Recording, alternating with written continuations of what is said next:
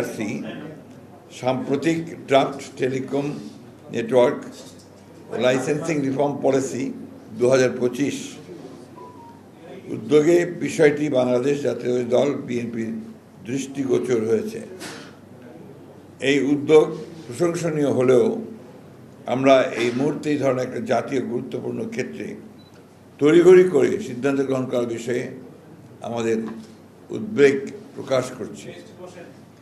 এই নীতির উদ্দেশ্য হল লাইসেন্সিং পদ্ধতি সহজ করা, প্রযুক্তিগত অগ্রগতি উৎসাহিত করা, গ্রামীণ জনগণের ডিজিটাল অন্তর্ভুক্তি বাড়ানো, যা অবশ্যই ইতিবাচক একটি বিষয়।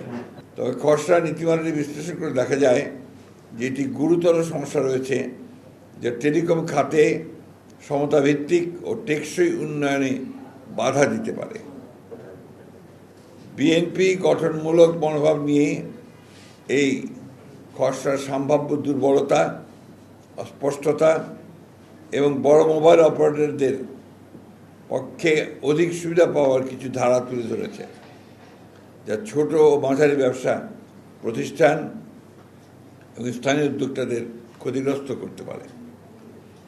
আমরা সরকারকে জানাই এই মূল গুরুত্বপূর্ণ নীতি বাস্তবায়নের আগে তারা যেন পূর্ণাঙ্গ আর্থিক ও সামাজিক প্রভাব বিশ্লেষণ এবং সংশ্লিষ্ট সব পক্ষের এসএমই বিশেষজ্ঞ ভোক্তা সংগঠনের সঙ্গে অংশগ্রহণমূলক আলোচনা করার পর নীতিমালা চূড়ান্ত করেন।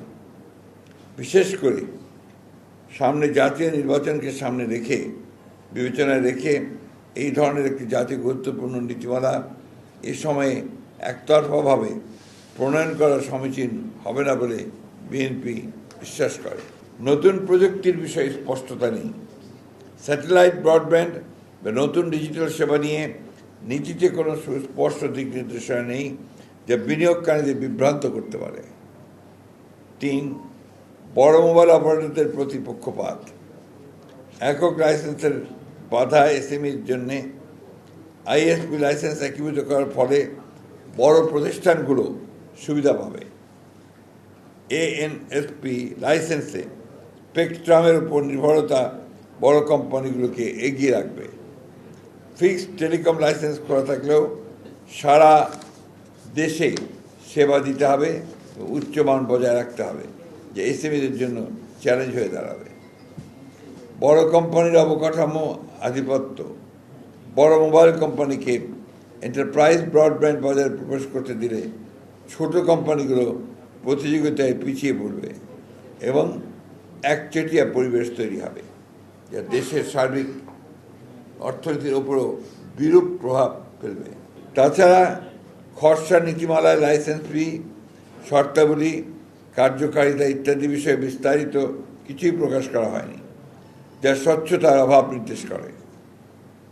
আমরা সরকারকে আহ্বান জানাই এসএমই প্রযুক্তি বিশেষজ্ঞ, গ্রাহক সংগঠন সহ সব পক্ষকে নিয়ে খোলামেলা আলোচনা করার পর যেন এই ধরনের একটি গুরুত্বপূর্ণ নীতিমালা চূড়ান্ত করার সিদ্ধান্ত গৃহীত হয়।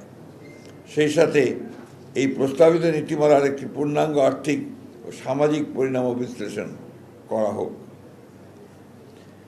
বিশেষ করে এসএমই ও স্থানীয় ব্যবসায়ীদের সম্ভাব্য ক্ষতি, কর্মসংস্থান হ্রাস এবং অর্থনীতির উপর প্রভাব বিবেচনায় রেখে এটি করা গুরুত্বপূর্ণ।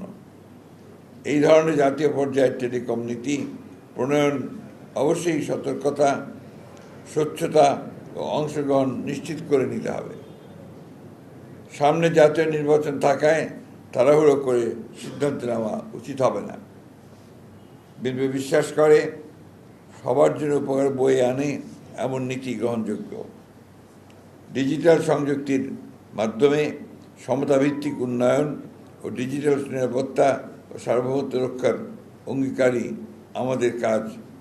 আমরা কাজ করে যাব।